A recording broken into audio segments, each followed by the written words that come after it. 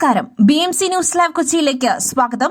വാർത്തകൾ വായിക്കുന്നത് ആതിര രവീന്ദ്രൻ. ഈ വാർത്തകൾ നിങ്ങൾക്കായി അവതരിപ്പിക്കുന്നത് Mayil food stuffs Mookkannoor, powered by Leotech solar solutions, city tower, city wear and city shoes, Angamaly and Cochin Kalabhavan Angamaly franchise. ഭൂചലനത്തിൽ വിറങ്ങലിച്ച് മ്യാൻമറും തായ്ലൻഡും. മരണം 150 കടന്നു. നിരവധി പേർ കെട്ടിടാവശിഷ്ടങ്ങൾക്കിടയിൽ കുടുങ്ങിക്കിടക്കുന്നുവെന്നാണ് വിവരം. മ്യാൻമറിൽ മാത്രം 144 പേർ മരിച്ചെന്ന് സൈന്യം അറിയിച്ചു. മ്യാൻമറിലെ രണ്ടാമത്തെ നഗരമായ മാൻഡലെ പൂർണ്ണമായും തകർന്നടിഞ്ഞു. പട്ടാള ഭരണമുള്ള മ്യാൻമറിൽ ദുരന്തത്തിന്റെ വ്യാപ്തി സംബന്ധിച്ച പൂർണ്ണ വിവരങ്ങൾ പുറത്തുവന്നിട്ടില്ല. മ്യാൻമറിന്റെ തലസ്ഥാനമായ നായ്പിഡോ ഉൾപ്പെടെ 6 പ്രവിശ്യകളിൽ പട്ടാള ഭരണകൂടം ദുരന്തകാല അടിയന്തരാവസ്ഥ പ്രഖ്യാപിച്ചിട്ടുണ്ട്. ബാങ്കോക്കിലും അടിയന്തരാവസ്ഥ പ്രഖ്യാപിച്ചു. അടിയന്തര സഹായകമായി ഇന്ത്യ 15 ടൺ സാധനങ്ങൾ സൈനിക വിമാനത്തിൽ മ്യാൻമറിലേക്ക് അയച്ചു.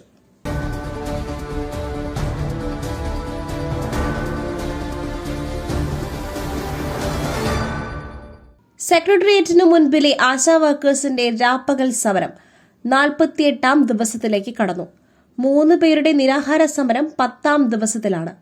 ആശാ വർക്കേഴ്സായ ബീന പീറ്റർ, അനിത കുമാരി, ശൈലജ എന്നിവരാണ് നിരാഹാര സമരം തുടരുന്നത്. ആവശ്യങ്ങൾ ഇതുവരെ സർക്കാർ പരിഗണിക്കാത്ത സാഹചര്യത്തിൽ വരും ദിവസങ്ങളിൽ സമരം കടുപ്പിക്കാനാണ് കേരള ആശാ ഹെൽത്ത് വർക്കേഴ്സ് അസോസിയേഷന്റെ തീരുമാനം. തിങ്കളാഴ്ച സമരത്തിന്റെ 50ാം ദിവസം സെക്രട്ടേറിയറ്റിന് മുൻപിൽ മുടി മുറിച്ച് സമരം ചെയ്യുവാനും തീരുമാനമുണ്ട്. നിരാഹാരം ആരംഭിച്ചതിന് ശേഷം സർക്കാർ സമരക്കാരെ ഇതുവരെ ചർച്ചയ്ക്ക് ക്ഷണിച്ചിട്ടില്ല.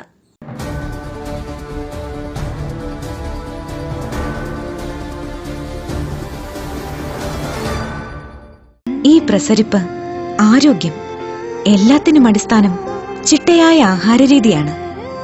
തിരഞ്ഞെടുത്ത നെല്ലിൽ നിന്നും പോഷക ഗുണങ്ങൾ നഷ്ടമാവാതെ തയ്യാറാക്കുന്ന അതിവിശിഷ്ടമായ മട്ടയരി, മയിൽ മട്ടയരി. വൈറ്റമിൻസ്, മിനറൽസ്, പ്രോട്ടീൻസ്, ഫൈബർ തുടങ്ങിയവയാൽ സമ്പുഷ്ടമാണ് മയിലിന്റെ മട്ടയരി. കലർപ്പില്ലാത്ത മയിൽ മട്ടയരി ഒരിക്കൽ ഉപയോഗിച്ചവർ ശീലമാക്കുന്നു, എന്നെ പോലെ. മയിൽ റൈസ് ആൻഡ് ഫുഡ് പ്രോഡക്ട്സ്, ശ്രേഷ്ഠം, സമ്പുഷ്ടം.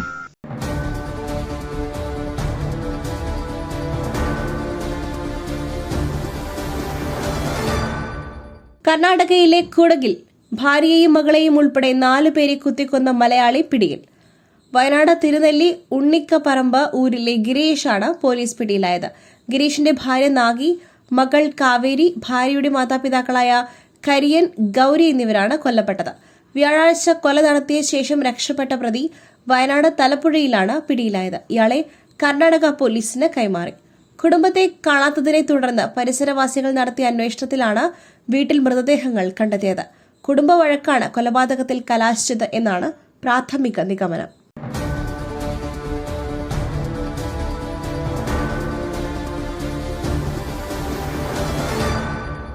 മാസപ്പടി കേസിൽ മുഖ്യമന്ത്രി ഔദ്യോഗിക പദവി ദുരുപയോഗം ചെയ്തെന്ന ആരോപണത്തിന് തെളിവുകൾ ഹാജരാക്കുവാൻ മാത്യു കുഴൽനാടന് സാധിച്ചില്ലെന്ന് ഹൈക്കോടതി.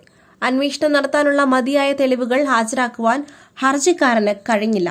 കരിമണൽ കമ്പനിക്ക് സർക്കാർ ഒത്താശ ചെയ്ത് നൽകിയെന്ന ആരോപണം തെളിയിക്കാനായില്ലെന്നും കോടതി വിധിയിൽ ചൂണ്ടിക്കാട്ടി.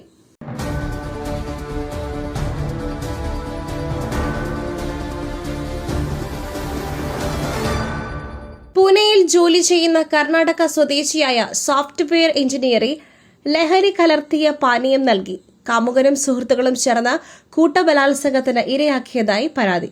നഗ്നചിത്രങ്ങൾ പുറത്തുവിടുമെന്ന് ഭീഷണിപ്പെടുത്തി 10 ലക്ഷം രൂപ തട്ടിയെടുത്തതായും പരാതിയിലുണ്ട്.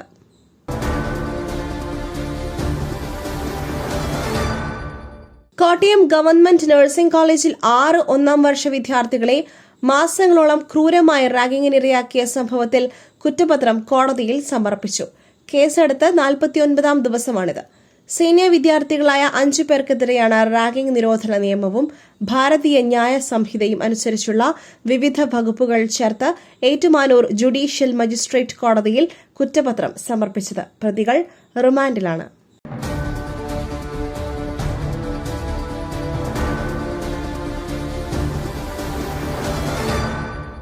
തൃശൂർ ചാലക്കുടിയിലെ ബ്യൂട്ടി പാർലർ ഉടമ ഷീല സണ്ണി ജയിലിൽ കഴിയാനിടയാക്കിയ വ്യാജ ലഹരി കേസിലെ പോലീസ് അന്വേഷണം 3 ആഴ്ച പിന്നിടുമ്പോഴും മുഖ്യപ്രതി നാരായണദാസിനെ പിടികൂടുവാൻ കഴിഞ്ഞില്ല. ഇയാൾക്കായി പോലീസ് കഴിഞ്ഞ ദിവസം ബംഗളൂരുവിലെ താമസ സ്ഥലത്ത് പരിശോധിച്ചുവെങ്കിലും കണ്ടെത്താനായില്ല. 2022 തയ്യാറാക്കിയ വ്യാജ പാസ്പോർട്ട് മാത്രമാണ് ഇവിടെ നിന്നും അന്വേഷണ സംഘത്തിന് കിട്ടിയത്.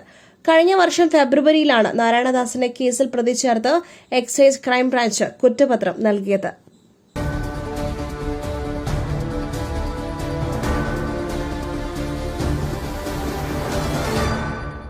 തമിഴ്നാടിനോട് മോദിക്ക് അലർജി, രൂക്ഷ വിമർശനവുമായി വിജയ്.